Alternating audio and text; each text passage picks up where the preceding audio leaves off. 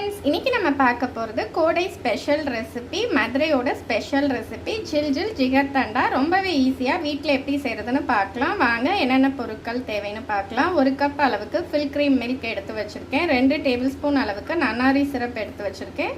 Red colour இல்லைனா yellow colour எதுனாலும் நீங்கள் யூஸ் பண்ணலாம்.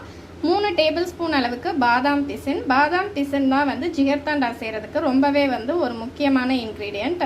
ஸோ பாதாம் பிசின் வந்து பார்த்தீங்கன்னா பார்க்குறதுக்கு இந்த மாதிரி தான் வந்து இருக்கும். இது வந்து எல்லா க்ராசரி ஷாப்லேயும் வந்து அவைலபிளாக தான் இருக்கும். ஸோ கிடைக்கும் உங்களுக்கு. இது வந்து எப்படி நீங்கள் ரெடி பண்ணணும்னு பார்த்தீங்கன்னா, ஒரு 3 பீஸ் இந்த மாதிரி பாதாம் பிசின் எடுத்துகிட்டு ஓவர் நைட் வந்து நீங்கள் ஊற வச்சுடுங்க. மினிமம் ஒரு 8 ஹவர்ஸ் ஒரு ½ கிளாஸ் தண்ணி ஊற்றி ஊற வச்சிங்க அப்படின்னா நமக்கு இந்த மாதிரி ஜெல்லி மாதிரி கிடச்சிடும். 3 பீஸ் போட்டிங்க அப்படின்னாலே உங்களுக்கு இந்த அளவுக்கு நிறையா வந்து அதிகமாக கிடைக்கும். இந்த பாதாம் பிசினோட நன்மைகள் வந்து என்ன அப்படின்னு சொல்லிட்டு பார்த்தீங்கன்னா, இது வந்து நம்ம உடல் சூடை வந்து தணிக்கிறதுக்கு ரொம்பவே உதவி செய்யும். அதனால தான் சம்மரில் வந்து இந்த ஜிகர்தண்டா குடிக்கிறது வந்து ரொம்பவே வந்து உடம்புக்கு வந்து ஹெல்த்தின்னு சொல்லுவாங்க. பாதாம் பிசினில் வந்து வேறு என்னென்ன யூசஸ் இருக்குன்னு பார்த்தீங்கன்னா, இது வந்து குடல் புண்ணை வந்து குணமாக்குறதுக்கு ரொம்பவே வந்து உதவியாக இருக்குது. அல்சர் இந்த மாதிரி ப்ராப்ளம்னால, சூடுனால தான் அல்சர் வருது இல்லையா? ஸோ அந்த மாதிரி சஃபர் ஆகிறவங்க கண்டிப்பாக இந்த மாதிரி வீட்லேயே ஈஸியாக ஜிகர்தண்டா செஞ்சு சாப்பிடுங்க. இந்த கோடைக்கு ரொம்பவே பயனுள்ளதாக இருக்கும். அதே மாதிரி நீர்க்கடுப்பு இந்த மாதிரி நிறைய பிரச்சனைகள் சரி பண்ணுறதுக்கு வந்து இந்த பாதாம் பிசின் வந்து உதவியாக இருக்குது. அதுக்கப்புறம் ஜிகர்தண்டா சிரப் வந்து செய்கிறதுக்கு ஒரு 4 டேபிள் ஸ்பூன் அளவுக்கு ஒயிட் சுகர் சர்க்கரை வந்து தேவை. ஸோ ஃபர்ஸ்ட் அதை வந்து நம்ம கேரமலைஸ் பண்ணிக்கலாம். ஃபர்ஸ்ட்டு ஜிகர்தண்டா செய்கிறதுக்கு ஒரு அடிக்கணமான பாத்திரம் வந்து சூடு பண்ணிக்கோங்க, ஏதாவது ஒரு கடாய் அந்த மாதிரி. இப்போ இதில் ஒரு 4 டேபிள் ஸ்பூன் அளவுக்கு ஒயிட் சுகர் வந்து சேர்த்துக்கோங்க.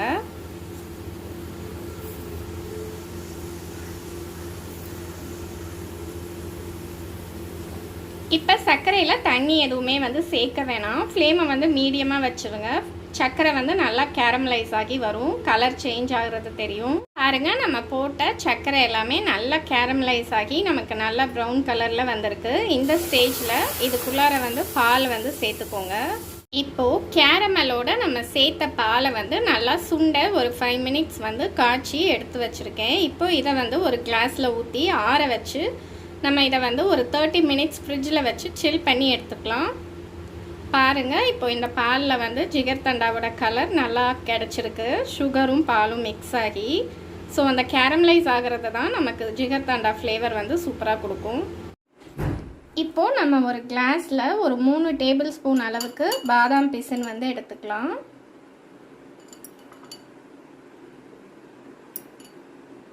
இப்போது 3 டேபிள் ஸ்பூன் பாதாம் பிசின் சேர்த்தாச்சு.